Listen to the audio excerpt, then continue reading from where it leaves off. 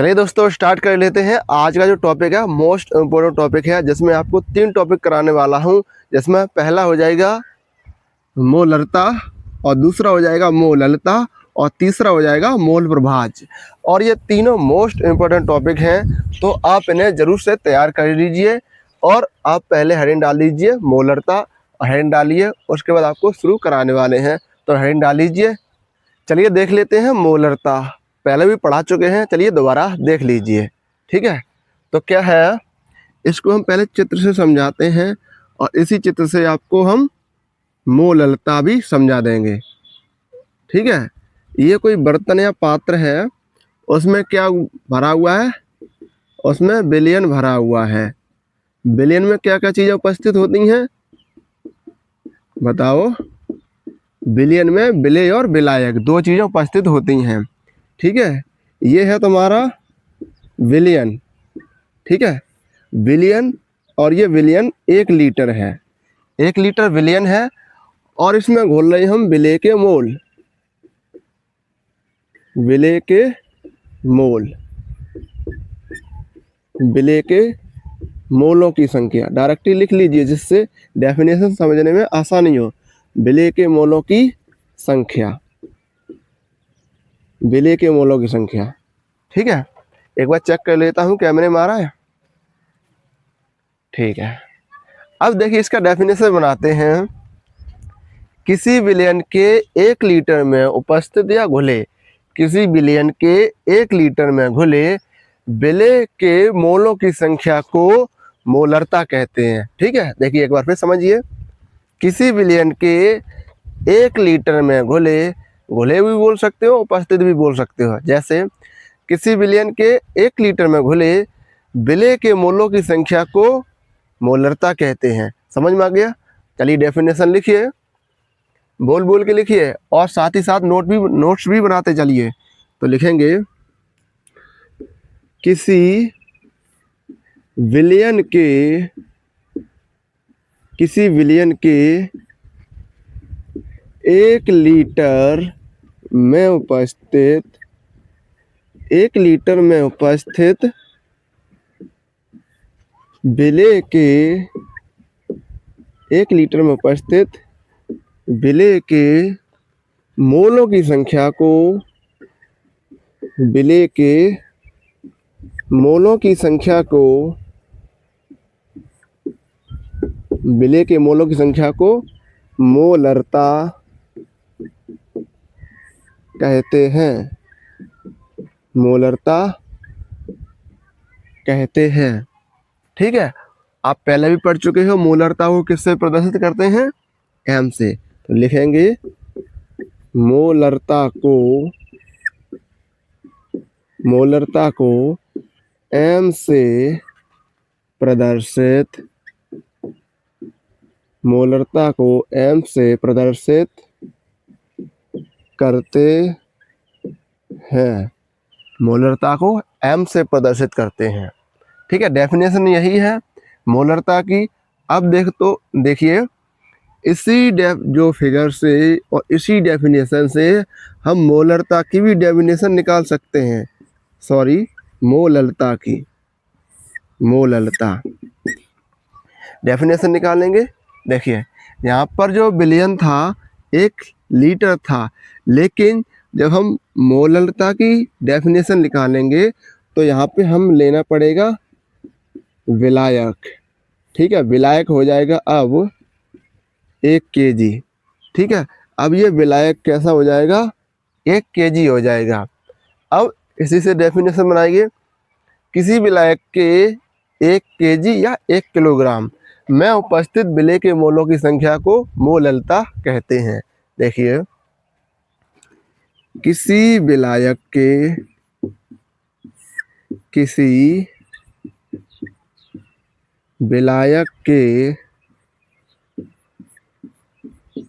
1 kg या 1 kilogram, 1 kg में उपस्थित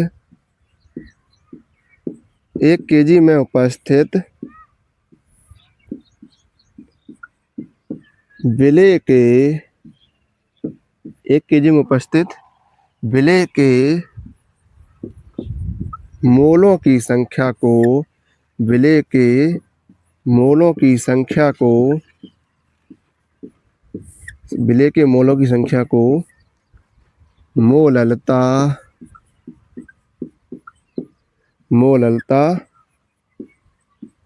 कहते हैं। मोललता कहते हैं। देखिए मोलरता को m से प्रदर्शित कर रहे थे, अब मोललता को हम m डैश से प्रदर्शित करेंगे। तो लिखेंगे मोललता को m डैश से प्रदर्शित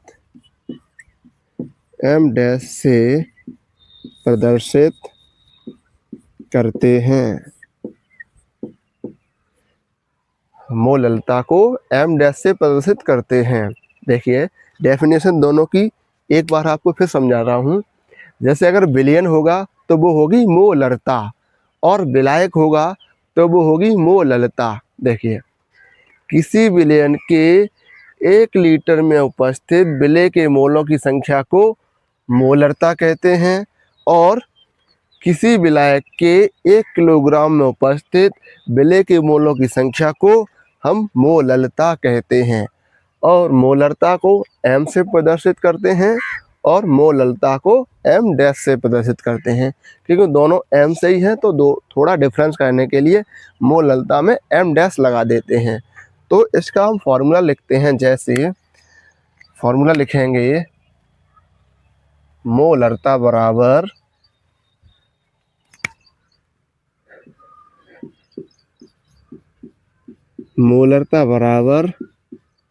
विलेय के मोलों की संख्या विलेय के मोलों की संख्या बटे विलयन का आयतन लीटर में। ठीक है, विलयन का आयतन लीटर में है। लेकिन मोललता के लिए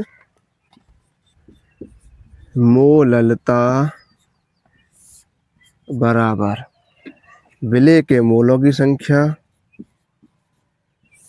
विलेय के मोलों की संख्या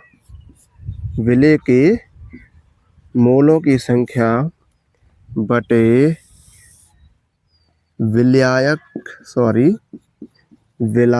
का द्रव्यमान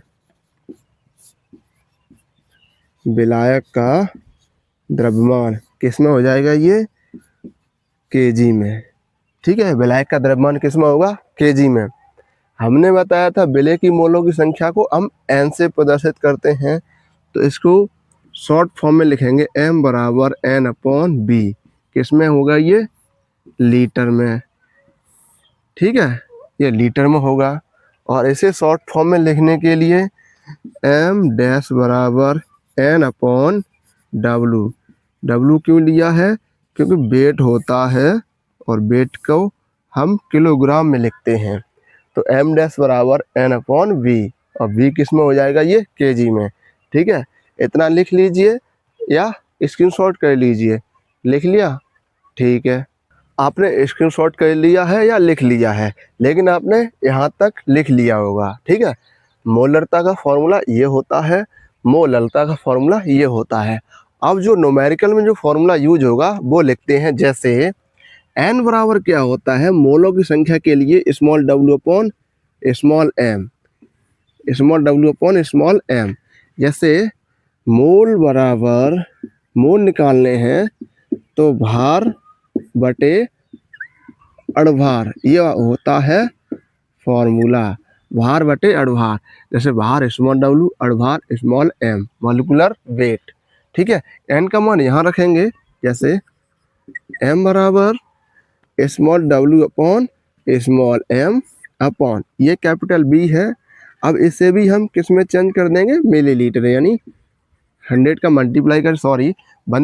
मल्टीप्लाई करेंगे तो m equals to small w into 1000 बटे ये m नीचे आ जाएगा m इंटू V। अब किस में है ये? ml में। ठीक है, ये ml में हो जाएगा।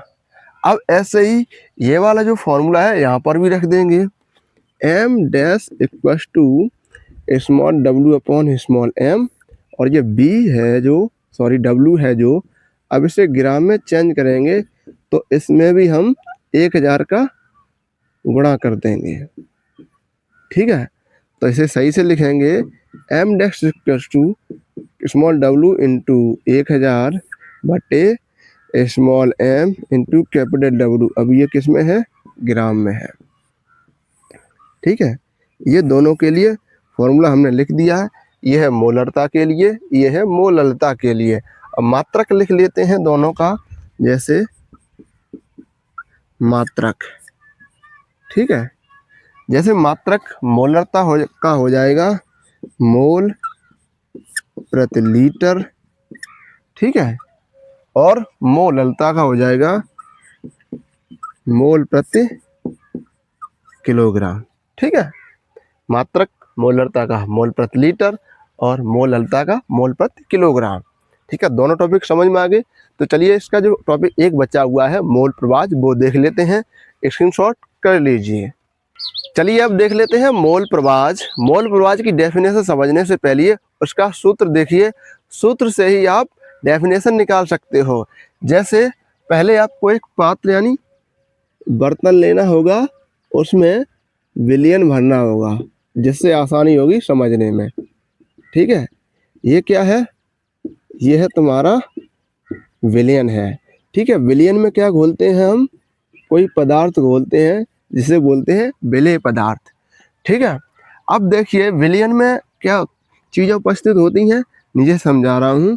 जैसे ये विलयन है, विलयन में दो चीज़ें उपस्थित होती हैं, एक होता है विलेय प्लस एक होता है विलायक। ठीक है, विलेय और विलायक। अब हमने पहले बताया था विलेय को प्रदर्शित कर रहे हम B से और विलायक को A से, और विलयन यानी टोटल यानी T से। अब जैसे मोल प्रवाह निकालना है तो उसकी डेफिनेशन होती है, जैसे किसी विलयन में जिस घटक का मोल प्रवाह, सिंपल डेफिनेशन है, जिस घटक का मोल प्रवाह यानी चाहे विलेय का मोल प्रवाह चाहे विलायक का मोल प्रवाह, तथा उसी घटक के मोलों की संख्या। यानी अगर हमने विलेय का मोल प्रवाह निकालना है तो विलेय के मोलों की संख्या, अगर विलायक का मोल प्रवाह निकालना है तो विलायक के मोलों की संख्या, तथा कुल मोलों की संख्या को हम मोल प्रवाह कहते हैं। जैसे अगर हम विलेय के मोलों की संख्या लिखें तो हम जैसे विलेय के मोल, विलेय के मोलों की संख्या को किससे प्रदर्शित कर रहे हैं हम? n से। और विलेय के लिए निकालने हैं तो विलेय हमने यहाँ पे क्या रखा है? b, तो ये हो जाएगा NB, विलेय के मोलों की संख्या। अगर हम लिखेंगे विलायक के मोलों की संख्या, विलायक के मोलों की संख्या, विलायक के मोलों की संख्या, तो यहाँ पे मोलों की संख्या के लिए n और विलायक A है तो A लगा देंगे, तो Na ये हो जाएगा विलायक के मोलों की संख्या। अब देखिए फॉर्मूला, और मोल प्रवाह को हम x से प्रदर्शित करते हैं, x से। ठीक है, और मोल प्रवाह निकालेंगे, अगर हमने लगा दिया A तो ये क्या हो जाएगा? विलायक का मोल प्रवाह। ठीक है, अगर हमने लगा दिया XB तो ये हो जाएगा विलेय का मोल प्रवाह। ठीक है, अब देखिए डेफिनेशन, किसी घटक का, जैसे हमने लिया विलयन, तो किसी विलयन में, यानी विलयन में एक विलायक और विलेय, किसी विलयन में जिस घटक का मोल प्रवाह, ठीक है, यानी हम विलायक का मोल प्रवाह या विलेय का मोल प्रवाह, किसी विलयन में जिस घटक का मोल प्रवाह उसी घटक के मोलों की संख्या। अब देखिए यहाँ पे क्या लिया हमने? विलायक का मोल प्रवाह, तो हम विलायक के मोलों की संख्या, हमने यहाँ पे विलेय लिया है तो विलेय के मोलों की संख्या। ठीक है, किसी विलयन में जिस घटक का मोल प्रवाह उसी घटक के मोलों की संख्या, तो उसी घटक के मोलों की संख्या, तथा कुल मोलों की संख्या के अनुपात को, देखिए तथा अनुपात के लिए बटे में कुल मोलों की संख्या, मतलब विलायक और विलेय। कुल मोलों की संख्या, देखिए कुल मोलों की संख्या, यानी यहाँ पर विलायक और यहाँ पर विलेय। दोबारा फिर समझिए डेफिनेशन। किसी विलयन में जिस घटक का मोल प्रभाज और उसी घटक के मोलों की संख्या तथा कुल मोलों की संख्या के अनुपात को मोल प्रभाज कहते हैं। जैसे हमने निकाला यहाँ पर विलायक का मोल प्रभाज, तो विलायक के मोलों की संख्या तथा कुल मोलों की संख्या, यानी विलायक और विलेय दोनों की मोलों की संख्या जोड़ देंगे तो कुल मोलों की संख्या निकल के आ जाएगी। तो हम विलायक का मोल प्रभाज निकाल रहे हैं तो विलायक के मोलों की संख्या बटे कुल मोलों की संख्या, विलेय का मोल प्रभाज निकाल रहे हैं तो विलेय के मोलों की संख्या बटे कुल मोलों की संख्या। ठीक है। अब देखिए, किसी विलयन में जिस घटक का मोल प्रभाज उसी घटक के मोलों की संख्या तथा कुल मोलों की संख्या के अनुपात को हम मोल प्रभाज कहते हैं। ठीक है, डेफिनेशन समझ में आ गई। तो चलिए इसे लिख लेते हैं। देखिए यहाँ से लिखते हैं, किसी विलयन में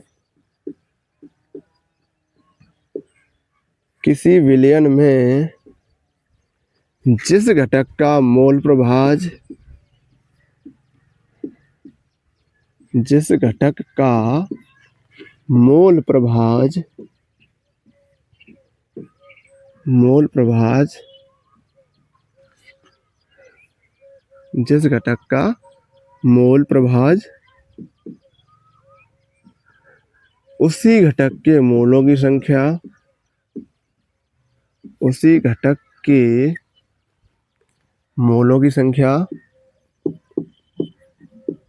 उसी घटक के मोलों की संख्या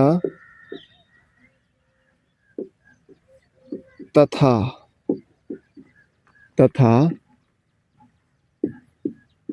कुल मोलों की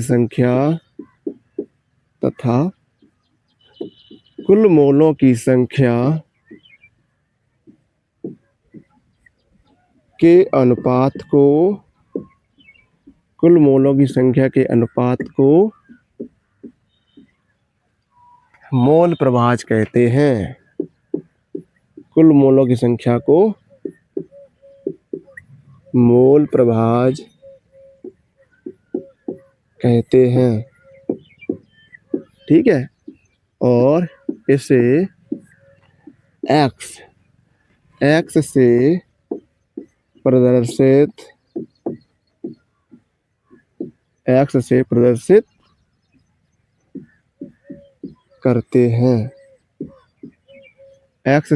करते हैं। वैसे इसे जाई बोला जाता है। जाई, एक्स बोले क्या, जाई बोलते रहो, एक्स सीधा बोलिए समझ में आए। ठीक है। अब एक जो कंडीशन होती है, जैसे हम विलायक का मोल प्रभाज और विलेय का मोल प्रभाज हम जोड़ें तो इसका मान हमेशा एक आता है। वो हम पिछली वीडियो में समझा चुके हैं। तो हम इसे लिखेंगे XA प्लस XB = 1। ठीक है।